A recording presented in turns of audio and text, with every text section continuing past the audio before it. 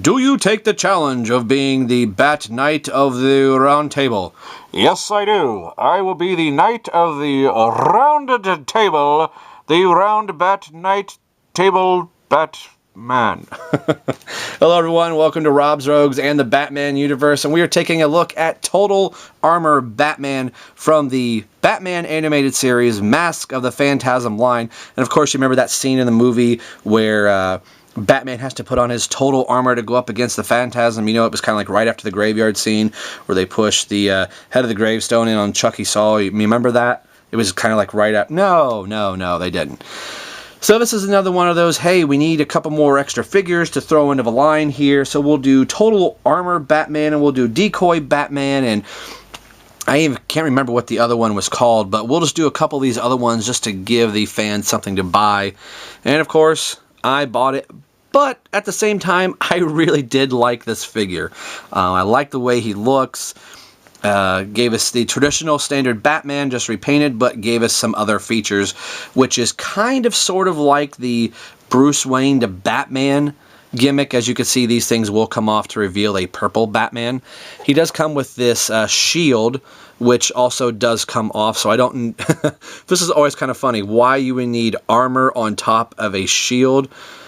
So you've got a shield within a shield type of deal. So in case the front part of the armored shield gets broken off, Batman can go, ha-ha, I have another shield. Shame on you. Oh, ram.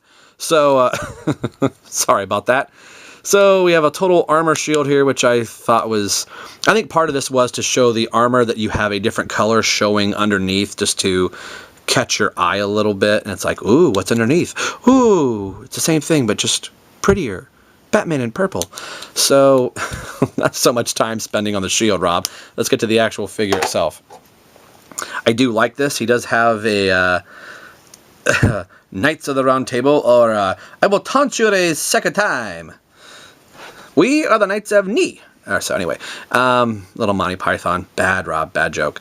So he does have a Knights of the... he does look like if they gave him a horse, he could have been in a Batman comic book series that was dealing with a knight Batman, kind of knight and squire Batman. So I'm kind of getting off on a tangent here, trying to have some fun with this figure. I did like it. You could kind of sort of make believe that Batman's going up against a really big foe, or maybe Bane, that he's got to have all of this stuff on.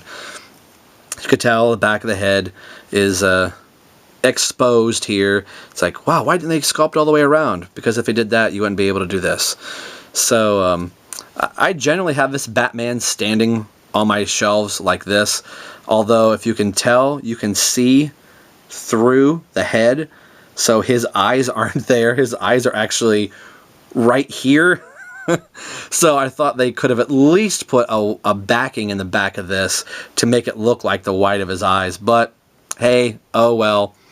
So, you know, all these armored pieces come right off. Gotta take the cape off here. And so reveals a purple Batman.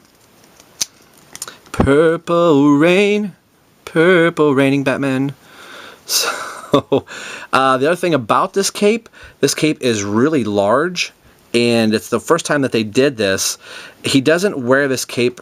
I mean, he can wear the cape, you know, just by itself if you want to have purple Batman, but it's bigger for the fact that, so it will go around this piece right here as I had it off camera. So when you get this all put together, they made the little plastic hoop piece big enough to get around this bigger neck, which I really thought was cool, and really wish they would have done that earlier in the line with some of these figures, with the accessories. See, and I always have a hard time getting these pieces back on the direction that they're supposed, there we go, supposed to go back on. So we'll do total armor all back up. You can talk amongst yourselves. Rhode Island is neither a road nor an island. Please discuss. You done discussing? Because I am just about done putting this back together. So there is Total Armor Batman, as that took a little while to put everything back together. So a nice different looking figure. One that I guess kind of sort of works if you're playing with your action figures and you kind of want to imagine Batman going out and fighting somebody a little bit bigger than he is and he needs, you know, to have the armor on to do it. Of course, it's the same stock body Batman that you could put all these armored pieces on the normal Batman and it would work, you know, just the same. But with having these little extra holes here, they're supposed to show battle damage, but also lets the color of the figure shine through.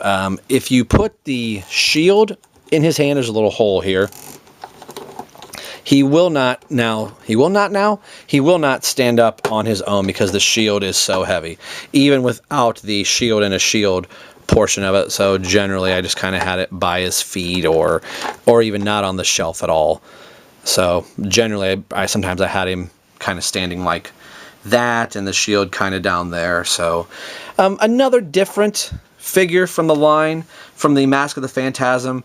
I think it would have been cool to give us more Phantasm actual characters rather than all these, you know, flavor of the month, you know, purple bubblegum Batman here, as I like to refer to him sometimes.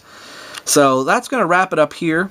For this, we've got one more figure, which I think is the coolest figure. Next to the Phantasm and the Joker, this is probably the coolest figure. We'll get to that next. So, we've been taking a look at Total Armor Batman, like him or love him. There he is from Mask of the Phantasm. And as always, this is Rob for Rob's Rogues and the Batman Universe, signing off saying we will see you guys next time.